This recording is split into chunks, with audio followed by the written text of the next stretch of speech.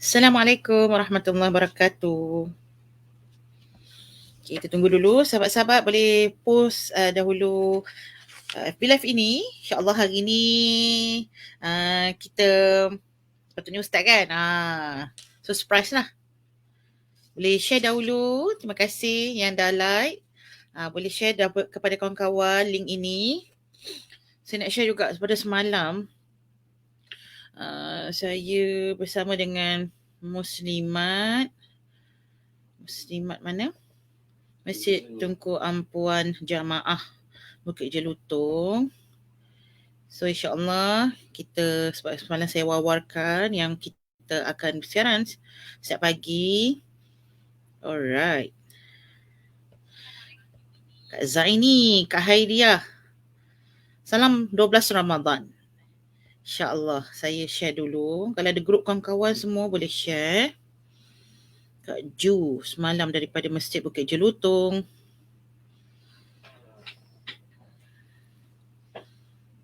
Assalamualaikum Kak Ju. Untuk hari ini.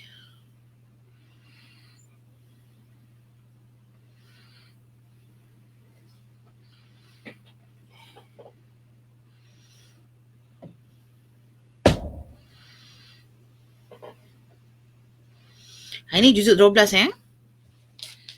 Waalaikumsalam warahmatullahi wabarakatuh. Cik Katie dan semua sahabat pencinta ilmu. Kak Hairiah. Waalaikumsalam warahmatullahi wabarakatuh. Selamat pagi Kak Zainun. Wah, ceria pagi ini. So Alhamdulillah Rabbil Alamin. Wassalatu wassalamu ala ashrafil anbiya'i wal mursalin. Wa ala alihi wa sahbihi ajma'in. Subhanaka la ilma lana إلا ما علمتنا إنك أنت العليم الحكيم ولا حول ولا قوة إلا بالله العلي العظيم اللهم زدنا علما نافعا وارزقنا فهما واسعا وصلى الله على سيدنا محمد وعلى آله وصحبه وسلم والحمد لله رب العالمين. Alhamdulillah. Jom kita surah Hud. Juzuk ke-12 kita akan masuk start daripada surah Hud sampailah sebelum kita masuk ke juzuk 13 iaitu kita masuk sedikit daripada surah Yusuf. So ada dua surah di dalam juzuk 12 yang mana surah yang pertama kita 1 hingga 5 semalam masuk dekat juzuk 11. So ayat ke-6 bermula juzuk 12 surah Hud ya. Apa ayatnya berbunyi? Pada ayat yang ke-6, a'udzubillahi minasyaitonirrajim. Wa ma min dabbatin fil ardi illa 'alallahi rizquha wa ya'lamu mustaqarraha wa mustawda'aha kullun fi kitabim mubin. Yang bermaksud tidak ada sesuatu pun binatang yang melata di atas bumi ini melainkan Allah lah yang memberi rezekinya. Dan dia mengetahui tempat tinggalnya dan di mana tempat penyimpanannya. Semuanya tertulis di dalam kitab yang nyata, iaitu Lauh Mahfuz. Dalam ayat ini bermula dalam juzuk 13 iaitu juzuk 12 iaitu tentang rezeki. Tentang apa? Rezeki. Rezeki ni termasuklah rezeki dekat mana kita nak duduk. Allah tahu dah. Kita ni akan duduk dekat mana. Berapa banyak harta kita, berapa banyak aset kita, semua Allah tahu. Dekat mana kita akan dapat mencari rezeki. Dekat mana tempat kita akan di mana sahaja lokasi yang kita ada dekat dunia ni semuanya telah diketahui dan ditentukan oleh Allah. Jadi dalam surah dan juzuk ke-13 tidak lari daripada bercerita tentang takdir. Satu rezeki dan rezeki itu termasuk sesuatu yang telah ditentukan oleh Allah Subhanahu Wa Taala. Sebab tu kita tengok kullu semua itu tertulis. Apa maksud tertulis? Kitab telah tertulis di dalam takdir. Sebelum dijadikan semua alam ini, semua makhluk ni Allah dah tulis dulu dah. Takdirnya siap-siap. Siap-siap. Ya, itu yang pertama, ayat pertama dalam surah ataupun juzuk ke-12. Kita nak tengok ayat yang terakhir. Nah, apa cerita ayat terakhir ni? Di dalam surah Yusuf. Teringat dalam juzuk 12, surah Hud dan surah Yusuf. Apa ayat terakhir pada ayat 52, 52? ذلك ليعلم أني لم أخنه بالغيب وأن الله لا يهدي كيد الخائنين. Yang bermaksud Yusuf pun berkata, yang demikian itu agar dia, iaitu Al-Aziz, mengetahui bahawa sesungguhnya aku tidak akan khianat kepadanya di belakangnya dan bahawasanya Allah tidak meredai tipu daya orang-orang yang khianat. Ini dah masuk cerita tentang kisah Nabi Yusuf alaihi salam, yang mana dalam kisah Nabi Yusuf ini dia antara kisah yang panjang di dalam Al-Quran, details di dalam Al-Quran, daripada Nabi Yusuf kecil lagi dah ada kisah dia. Kemudian Nabi Yusuf membesar, dah ada kisah dia. Bagaimana dia dipindahkan menjadi asbab adik-beradik dia pindah ke negara Mesir, daripada Palestin pindah ke Mesir. Juga disebutkan kisahnya. Sampailah dia jadi menteri perbendaharaan pun ada kisahnya. Subhanallah, antara kisah yang banyak peringkat kehidupan Nabi Yusuf itu diceritakan di dalam Al-Quran. Jadi sebab tu kalau kita tengok dari sudut kekeluargaan ada di dalam kisah Nabi Yusuf. Pedoman dari sudut kisah pentadbiran negara ada dalam kisah Nabi Yusuf. Dalam kisah fitnah wanita ada dalam kisah Nabi Yusuf alaihi salam. Sebab tu kalau kita tengok mana pula buku buku petunjuk Nabi tu tak ada pula kat sini. Kalau ada dekat ni boleh diambil kejap ya. Ambil atas ni lah kot. Okay. Dalam buku petunjuk Nabi, kalau kisah Nabi Yusuf ini, Nabi Yaqub dia punya nama dia Rindu ataupun trademark dia Rindu. Nabi Yusuf tolong betulkan sedikit. Nabi Yusuf sebenarnya bukannya Rindu, dekat sini Nabi Yusuf handsome. So boleh siapa yang ada kitab buku petunjuk Nabi ni, muka surat 116, ni ada typo sedikit pada bahagian atas ni. Sebenarnya trademark untuk Nabi Yusuf is not Rindu, sebab dalam kisah Nabi Yusuf, dalam kisah ayah dia iaitu Nabi Yaqub, betul Rindu. So Nabi Yusuf kat sini handsome. So typo dari sudut editing lah. Okey, kalau ibu-ibu tengok pada infografik ni, pada kisah Nabi Yusuf alaihi salam, banyak dia punya kisah dia. Kisah dia bagaimana Nabi Yusuf alaihi salam ini mimpi dulu. Dia start daripada dia cerita ke ayah dia. Masa ni dia kecil lagi. Ayah dia mimpi ni, dia kecil lagi. Cerita dekat ayah dia. Lepas tu, kemudian bagaimana fitnah ataupun khianah adik-beradik Nabi Yusuf kepada Nabi Yusuf menyebabkan dia terpindahlah. Jadi dimasukkan di dalam perigi buta. Akhirnya terpindahlah dia, dibawa oleh sayyarah ataupun qafilah, iaitu rombongan berniaga, bawa dia ke Mesir. Dan kemudian fitnah wanita. Lepas tu mimpi dua rakan. Kat sini cerita tentang bagaimana Nabi Yusuf ini diberikan kelebihan oleh Allah untuk takwil mimpi. Okey? Kemudian kita boleh tengok bagaimana Nabi Yusuf ini dengan asbab dia boleh takwil mimpi, kemudian dia boleh menjadi raja lah ataupun menjadi menteri perbendaraan, dan kemudian bagaimana dia menyelesaikan masalah negara. Oh ya Allah Tuhanku, banyak sangat kisah dalam kisah Nabi Yusuf ini yang mana ada dalam surah Yusuf alaihi salam. Okey? Baik, so jadi sahabat-sahabat, kita pergi seterusnya. So kita dah nampak tadi dalam surah Hud dan surah Yusuf. Dalam surah Hud, insya-Allah pada hari ini kita nak menyingkap tadabbur kisah Nabi Nuh alaihi salam. Kisah siapa? Nabi Nuh alaihi salam. Boleh tengok pada surah Hud dalam ayat, kita ambil ayat 43, 44, 45. Okey, itu tentang kisah apa? Kisah bagaimana Allah Subhanahu Wa Taala memberikan peringatan kepada kaumnya, bukan peringatan lagi, ini azab dah lah datang, azab kepada kaum Nabi Nuh alaihi salam yang mana mereka tak nak mendengar, walaupun Nabi Nuh alaihi salam berdakwah 950 years, 950 tahun.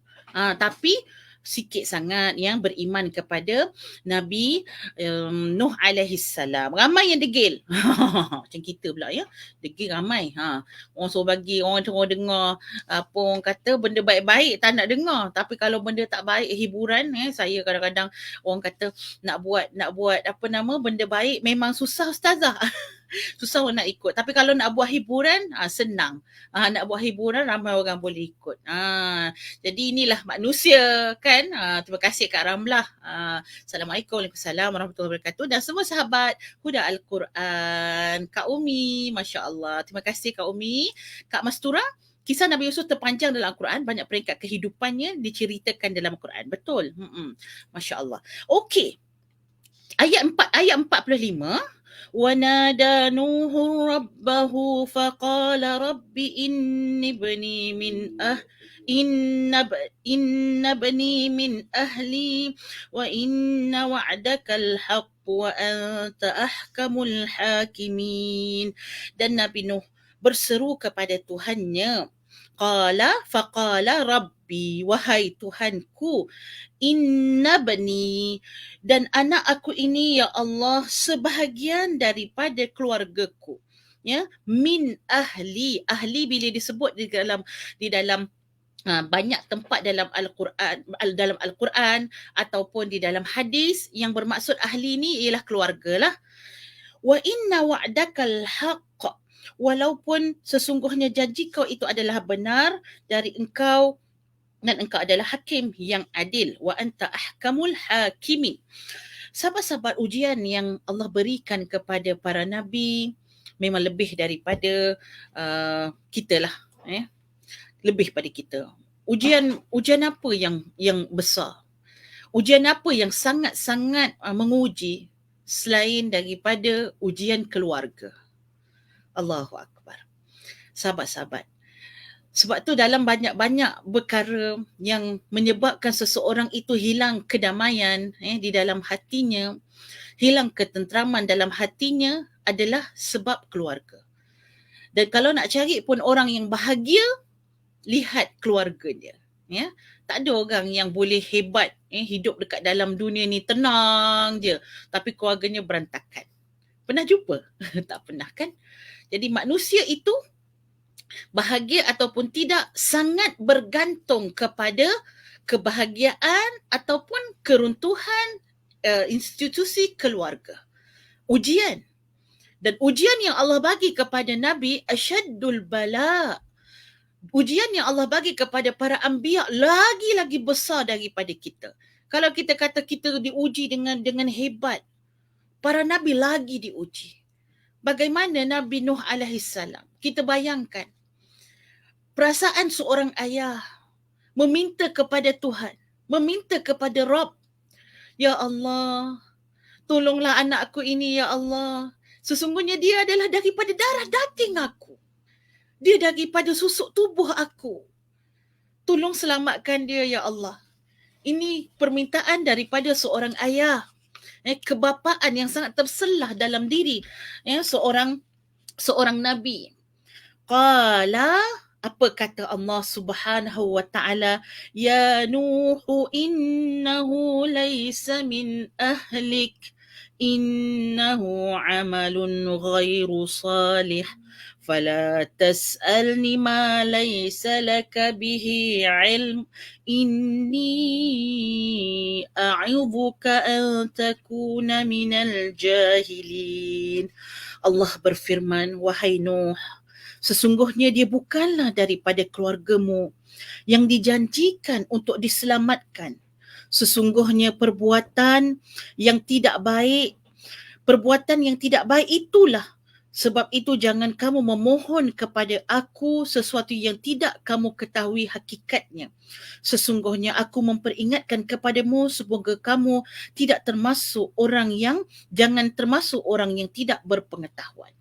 Sahabat-sahabat yang saya kasihi kerana Allah, apabila Allah memberikan suatu cerita, suatu contoh, ujian tersebut dirakamkan di dalam Al-Quran, ujian. Ya, bila kita sebut awal tadi, Allah sebut tentang rezeki, anak ini rezeki. Anak ini rezeki. Dan bukan semua anak itu adalah rezeki. Kadang-kadang anak tersebut menjadi fitnah. Kena ingat di antara dua perkara, anak boleh jadi rezeki, boleh jadi aset yang menjadi kita kata yang mendoakan kita sewaktu kita dalam kubur, tapi kadang-kadang anak juga boleh menjadi fitnah kepada diri kita. Takdir Allah menjadikan perkara tadi sebagai suatu line, basic benda yang tolong manusia fikirkan bersama. Apa yang kita nak ambil pada tadabbur pada ayat ini? Sahabat-sahabat, hidayah itu milik Allah. Dan bagaimana besar pun hidayah tersebut Allah berikan kepada seorang Nabi. Seorang Nabi kita cerita, tapi dia tak boleh untuk memberikan hidayah tersebut kepada kaum keluarganya. Akhirnya nilai hidayah tersebut tidak mengenal kerabat, tidak mengenal keluarga, tidak mengenal darah daging. Ini satu cerita yang mana kita nampak perkara tersebut yang mana diuji Nabi Nuh alaihi salam oleh anaknya dan juga isterinya yang bukan merupakan ahli syurga, yang bukan merupakan orang yang diselamatkan oleh Allah daripada banjir tersebut. Maksudnya kalau tak selamat pada banjir, mereka ini adalah orang yang mati di dalam kekafiran. Siapa lagi? Boleh kita tengok kisah Nabi Ibrahim alaihi salam. Ayahnya bernama Azar. Ayahnya ialah seorang pengukir berhala. Tak dapat hidayah dari Allah. Tengok lagi susuk tubuh Nabi sallallahu alaihi wasallam. Pakciknya yang membelanya, Abu Talib yang membela, yang mempertahankan Nabi sallallahu alaihi wasallam. Hidayah itu milik Allah. Walakin Allah, tapi Allah lah yang memberikan hidayah, bukan kamu yang memberikan hidayah kepada sesiapa yang kamu mahu. Sahabat-sahabat, apa yang boleh kita lakukan ialah minta banyak-banyak hidayah daripada Allah. Allahumma hdi qaumi. Ya Allah, berilah hidayah kepada kaumku. Bagi hidayah kepada anakku. Bagi hidayah kepada kami semua, ya Allah. Minta hidayah tu daripada Allah. Kerana apa? Sebab apa kita minta? Sebab dia bukan milik kita. Itu isu pertama yang kita sentuh bersama di dalam juzuk ke-12 berkaitan dengan kisah Nabi Nuh alaihi salam. Okey, dan akhirnya kita boleh tengoklah bagaimana Nabi Nuh alaihi salam telah diselamatkan oleh Allah Subhanahu wa taala berserta dengan ahli keluarganya yang hanya naik di atas kapal tersebut. Okey, habis dah tu. Ya Allah, 6.52 dah ya. Baik, di dalam kisah di dalam surah Hud juga memasukkan tentang kisah kaum Thamud pada ayat 61. Ya, pada ayat 61, wa ila thamud akhahum salihah qala ya qaumi ibudullaha ma lakum min ilahin ghairuh huwa ansha'akum minal ardi واستعمركم فيها فاستغفروه ثم توبوا إليه إن ربي قريب مجيب. Okey, kita tengok kepada kaum Samud di dalam, dan kepada kaum Samud kami utus kepada mereka iaitu Nabi Saleh. Nabi Saleh berkata, wahai kaumku, sembahlah Allah, sekali-kali tidak ada bagimu Tuhan selain Allah. Dia telah menciptakan kamu dari tanah, yakni bumi, dan melantik kamu untuk memakmurkannya. Kerana itu mohonlah keampunan kepada Allah dan bertaubatlah kepada Allah. Sesungguhnya Tuhanmu sangat dekat rahmatnya, lagi memperkenankan doa hambanya. Okey, bagaimana kita hari ini menjadi khalifah di muka bumi Allah, memakmurkan bumi Allah. Begitulah kaum sebelum ini, iaitu kaum Thamud kepada Nabi Saleh alaihi salam. Okey. So jadi sewaktu kita buat imarah wasta'marakum fiha, iaitu kita memakmurkan muka bumi ini, kadang-kadang kita melakukan kesalahan, melakukan dosa. Apa yang perlu kita lakukan tatkala kita melakukan tugas harian kita? Ini semuanya kita sedang mengimarahkan muka bumi. Apa yang perlu kita lakukan iaitu fastaghfaru, ya, jangan lupa untuk beristighfar, minta ampun dari Allah.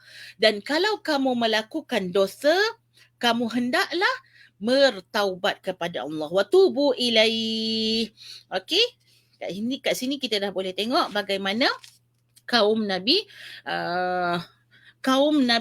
Saleh alaihi salam, ya, diuji oleh Allah dengan mereka tidak beriman kepada Allah, sehingga dia kata apa? Wa ya qaumi hadhihi naqatullahi lakum ayah fadharuha ta'kul fil ardillah. Ya, bagaimana mereka diberikan mukjizat, ya. Mereka minta sebenarnya.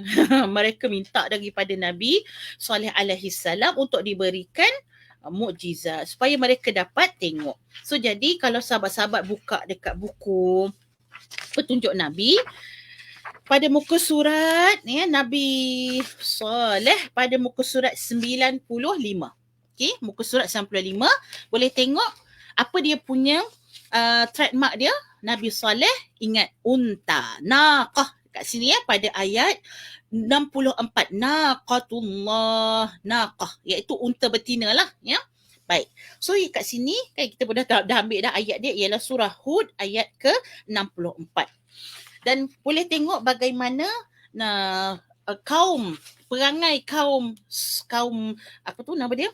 Kaum Samud ini, yang mana mereka ini meminta bukti, ya, meminta bukti. Ini adalah infografik. Okay, warna merah ni infografik untuk kaum Nabi Saleh alaihi salam. Kita bahagikan pada 3. Yang pertama sebelum, lepas tu semasa dan selepas. Ya. So bila sahabat-sahabat buka buku petunjuk Nabi ni, dia dah gabung lah. Ya. Dia gabung satu apa yang kita boleh ingat tentang kisah Nabi tersebut. Yang kedua, kita boleh tahu apa ringkasan cerita daripada kisah Nabi Saleh alaihi salam. Mereka ni, dia jenis orang macam ni tau, orang material. Orang material. Orang material ni maksudnya dia nak tengok dulu baru dia nak beriman. Macam tu. Sedangkan agama ini, iman ini, dia bukan dengan bukti. Allah nak suruh kita beriman ini hatta pada perkara yang tak nampak. Betapa banyak dalam agama ini benda-benda yang Allah kata iman. Kamu percaya, yakin, walaupun kamu tak nampak. Kalau kita tengok pada surah Al-Baqarah, apa Allah sebut pada 5 ayat yang pertama tu, kan? Allazina yu'minuna bil ghaib. Orang yang mendapat petunjuk, orang yang diberikan hidayah oleh Allah, ciri-cirinya apa? Ciri-cirinya orang yang boleh beriman dengan perkara ghaib. Nak tanya juga kan, apa contoh perkara ghaib yang kita kena beriman ni? Perkara yang kita tak nampak tapi kita kena beriman. Banyak sangat. Dosa, pahala tak nampak tapi kena yakin. Ya Allah, kalau aku buat macam ni, ya Allah, aku dapat pahala. Ya Allah, kalau aku buat macam ni, ya Allah, aku dapat dosa. Kisah tentang neraka syurga, nampak? Tak nampak. Allah cerita, Nabi cerita. Ya? Nabi pergi Isra' Mi'raj, Nabi cerita. Turun ke bumi, Nabi cerita. Syurga macam ni, neraka macam ni. Nampak? Tak nampak. Titian sirat nampak? Tak. Malaikat nampak? Tak. Semua kita tak nampak. Tapi Allah suruh apa? Yu'minuna bil ghaib. Kita kena beriman dengan perkara yang ghaib. Maka kita nak belajar hari ini daripada tadabbur ayat 64 surah Hud tentang kisah, ya, Nabi Saleh alaihi salam bersama kaumnya. Jangan jadi orang yang material. Iaitu apa? Bukan material ni orang yang cari duit saja, gila duit, tak. Jangan nampak baru nak beriman. Saya memang percaya betul lah sebab nampak depan mata. Ini orang material. Kita tak.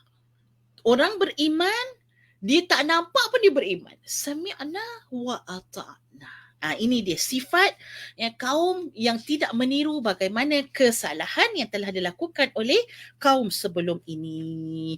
Okey, habis dah tu, insya-Allah. Itu yang kedua tentang apa? Yang pertama tadi tentang ujian anak. Dan kadang-kadang ujian anak itu Allah nak bagi tahu kepada kita hidayah bukan milik kita, milik Allah. Itu tentang anak Nabi Nuh alaihi salam dan isteri Nabi Nuh alaihi salam. Poin yang kedua tadi tentang menjadi umat yang material, nauzubillah min zalik, biarlah kita menjadi umat yang beriman kepada perkara yang telah diturunkan oleh Allah Subhanahu wa taala.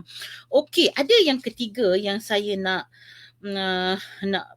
tegaskan di sini dalam juzuk ini. Kejap ya.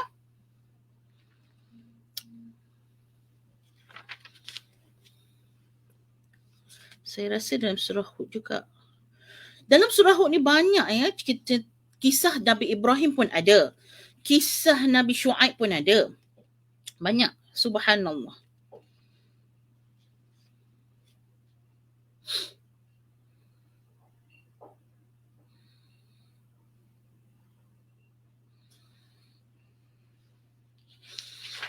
Kisah Fir'aun pun ada.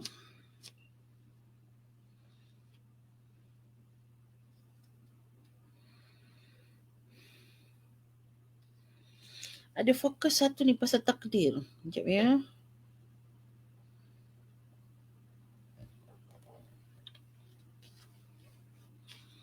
Itu dalam surah Yusuf.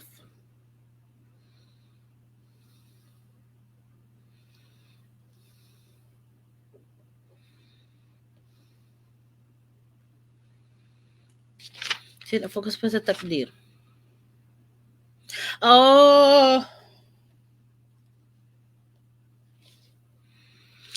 Sebenarnya nak masuk pasal ayat 118. Ayat 118 ni berkaitan dengan kalau Allah nak jadikan manusia ini semuanya jadi sekata, sehati, sejiwa, boleh. Walau sya'a rabbuka laja'alan nasa ummatan wahidah wala yazaluna mukhtalifin illa man rahima rabbuk walidhalika khalaqahum وتمت كلمة ربك لأملأن جهنم من الجنة والناس أجمعين اللهم صل على سيدنا محمد. Subhanallah. Dalam ayat ini nak bagi tahu kepada kita, ayat 118, 119, Allah boleh nak jadikan manusia ini daripada semua sekali duduk dalam kita kata satu rasa, satu suara, satu apa lagi, satu Malaysia satu Malaysia pula kan, satu dunia, semuanya sepakat belaka kan, tak adalah bergaduh macam hari ni ya. Apa orang kata bertengkar, salah sikit semua nak bertengkar lidah, bertegang lidah dan sebagainya, boleh. Tapi Allah kata tak. Allah jadikan mereka ini wala yazaluna mukhtalifin, saling bersalahan, saling berselisihan. Macam kotak lah kotak tu ada yang tengok ikut ikut kanan, ada yang tengok ikut depan, dia tengok ikut atas. Jadi pandangannya berbeza-beza. Itulah yang Allah jadikan manusia ni pelbagai sudutnya. Tapi ada tak orang yang boleh bersatu? Boleh. Illa kecuali marrahima rabbuk. Kecuali orang yang Allah sayang. Kecuali orang yang Allah beri dia kasihan, yang ini mereka boleh bersatu. Okey? Mana yang bahagian takdir tu tak jumpa lagi?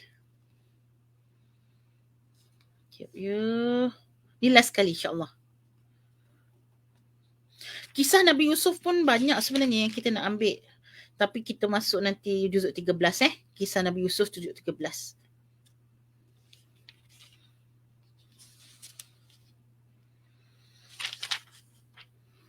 Saya rasa tadi masih duduk belakang sebabnya. dah jumpa. Ayat 123. Ya Allah ya Tuhanku. Okey. Ayat 123 dan ayat 123 lah. Ini tentang takdir. A'udzubillahi minasyaitonir rajim. Walillahi ghaibus samawati wal ard wa ilaihi yurja'ul umur wa ilaihi yurja'ul amru kulluh fa'budhu wa tawakkal 'alaihi wa ma rabbuka bighafilin 'amma ta'malun. Maksudnya, dan kepunyaan Allah lah apa yang gaib di langit dan di bumi, dan kepadanya lah dikembalikan semua urusan-urusan. Maka sembahlah dia dan bertawakallah kepadanya, dan sekali-kali Tuhanmu tidak lalai daripada apa yang kamu kerjakan. Ya Allah, baru jumpa. Okay, so jadi dalam ayat ini cerita tentang apa? Sahabat-sahabat, ayat yang kecil ini 1, 2, 3, Allah nak bagi tahu kepada manusia kenapa kamu kena duduk atas muka bumi ini.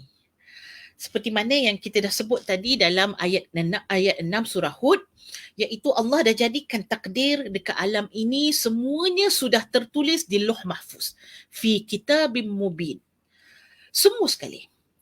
Bila semua dah tulis, lauhah ni maksudnya macam papan kenyataan, papan iklan. Semua dah tertulis dah. Apa yang akan berlaku setiap detik dan waktu, semua dah ada. Itu apa nama dia? Takdir. Takdir yang telah tertulis.